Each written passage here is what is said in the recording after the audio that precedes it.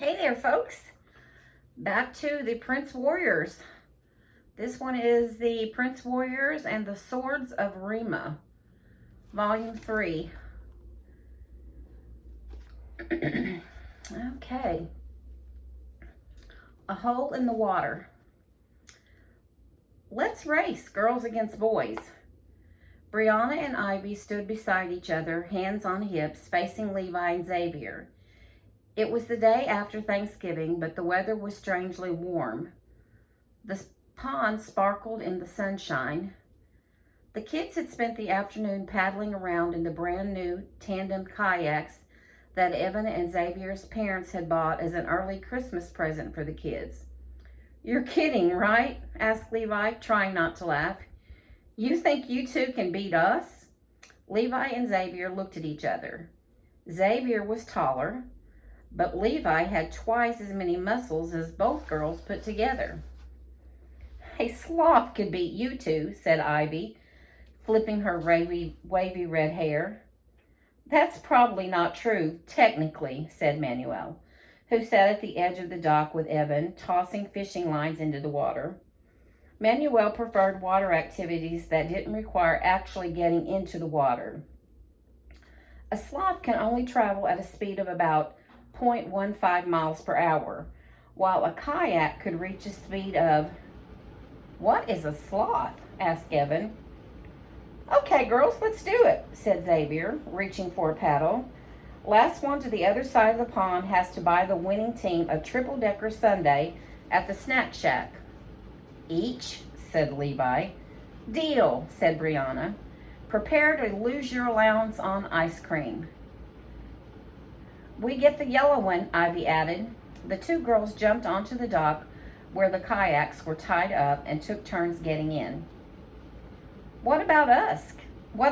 said Evan, ditching his fishing pole. "I want to race too." Evan used to be afraid of going in the pond, which was so big it might as well be a lake. It was quite deep and might, he thought, have been inhabited by a sea monster at one time or another. But since his travels in Horritos, which included riding a sea monster, those fears had evaporated. "All that's left is the rowboat," said Levi. He and Xavier pulled the green kayak next to the dock so they could get into it. "It might leak a little." I'll row, you bail." Evan grabbed Manuel's arm and dragged him over to the old rowboat on the shore of the pond. "That does not look seaworthy," said Manuel doubtfully. "That's okay, this isn't the sea anyway." "Don't forget your life jackets," said Xavier with a grin. "You know Mom is watching from the window and will be out here in a second if you don't put them on." "Yeah, I know. She has eyes in the back of her head." Evan grabbed 2 life jackets from the edge of the dock and tossed one to Manuel, who held it with a puzzled expression as if he wasn't quite sure how to put it on. Xavier and Levi used their paddles to push away from the dock. "I think they've got something up their sleeves," Levi said, watching the girls, who had their heads together as if forming a plan. "Probably going to capsize us or something." "Like they could get close enough to try," said Xavier with a smirk. He turned to the girls. "You ready?" "Just a sec." Brianna rested her paddle on her legs and took a tube of lip gloss out of her pocket. She slathered glitter all over her lips. "You need to fix your hair, too," asked Levi in a jeering voice. "You're so funny," said Ivy. "On your mark, get set, go." The 2 kayaks took off, the kids paddling furiously away from the dock. The girls called out a chant, "Catch us if you can." "Push us off." Evan had already jumped into the rowboat and grabbed the oars. Manuel put on the life jacket and bent down to push against the stern of the boat. It didn't budge. He drove his bony shoulders even harder against the boat, his feet sinking into the soft dirt. "Come on," Evan urged. "It won't." Manuel shoved again, and finally the boat edged away from the shore. Evan stuck the oar into the water and gave it an extra push. The boat started to float free. "Jump in," Evan shouted. "Jump?" asked Manuel, wide-eyed. "Hurry!" Manuel took a breath, grabbed hold of the stern and threw one leg over, his glasses sliding down his nose. The little boat rocked like crazy. "Whoa, man," cried Evan. "You almost tipped us over." "Sorry." Manuel pulled in his other foot and reached up to hold on to his glasses as Evan started rowing like mad to make up for lost time. They were already 20 feet behind the two kayaks. Manuel looked with consternation at the water collecting around his ankles. He shivered a little. The water was cold. "It's leaking." "Grab the bucket and start bailing." Evan heaved with the oars. Manuel grasped the little sand bucket that rolled around in the bottom of the boat. It had a big crack in it. He sighed and began dumping small amounts of water overboard, bailing and tossing as fast as he could. He had to stop every once in a while to push his glasses up his nose. "How far behind are we?" Evan was facing backward as he rowed, so he couldn't see the kayaks ahead of them. I don't know." Manuel straightened to see around Evan, squinting into the sun. The pond was lined with large willows and had a bend in the middle, so he couldn't see all the way to the other side. "I don't see them."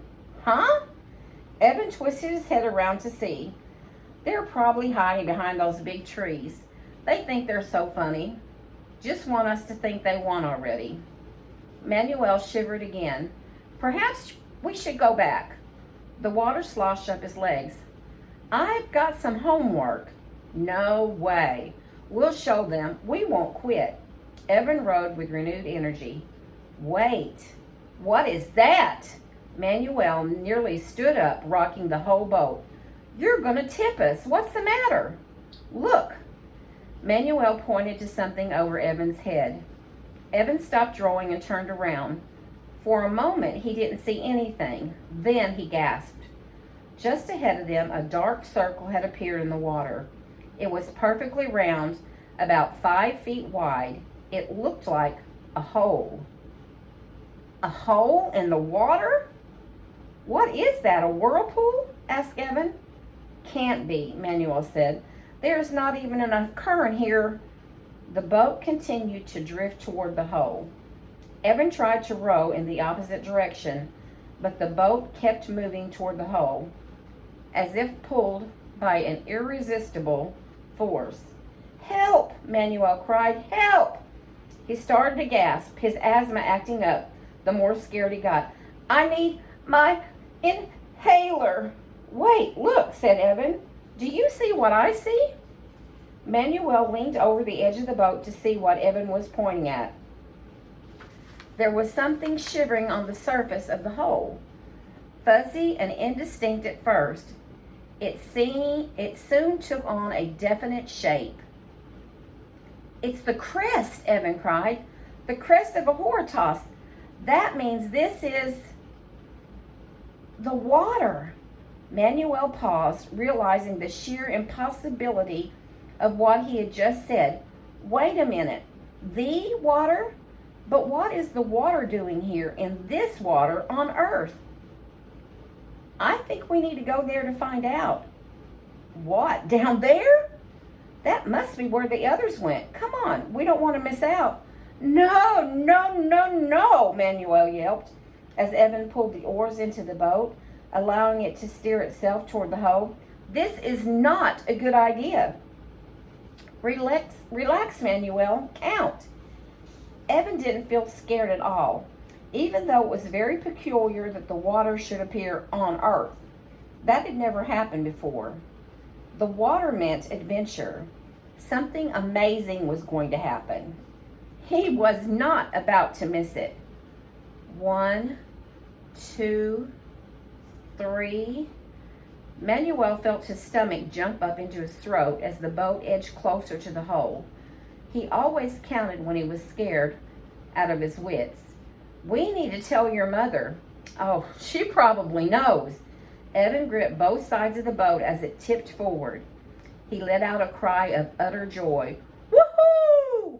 We're gonna die!" Manuel shouted. The sound lost in the rush of the water all around them. In their eyes and ears and mouths, 4, 5, 6. The boat went vertical and dropped into the hole. Like Space Mountain, Evan choked out. He could see nothing but dark. He couldn't even feel any water. It was like being in a protective tube in the middle of a waterfall. Like the tube rides he'd been on at Splash Zone, although those rides didn't generally go straight down. He realized then that he wasn't even in the boat anymore. The boat had disappeared. He was falling feet first, his arms stretched above his head. Not having fun, Manuel's voice gurgled somewhere nearby. I am, Evan shouted, although the words seemed to go right back down his throat. Best ride ever! The next thing Evan knew, he was in the cave. Bluish, glowing stalactites dripped from the high ceiling, and rows of stalagmites encircled the floor like tiny mountain ranges. Sparks, little white puffs of light that floated everywhere in the cave, danced around his head. He reached out to try and grab one, as he always did, but it evaded his grasp. Manuel arrived a moment later, his eyes squeezed shut, 2 fingers holding his nose closed. He was no longer wearing his glasses. He didn't need them in a Horatoss. Evan nudged him. It's okay, Manuel. We're here. We made it. About time you showed up. Evan whirled to see Xavier and the other kids already there. They were all in their warrior clothes, as he was, dark gray pants and shirts.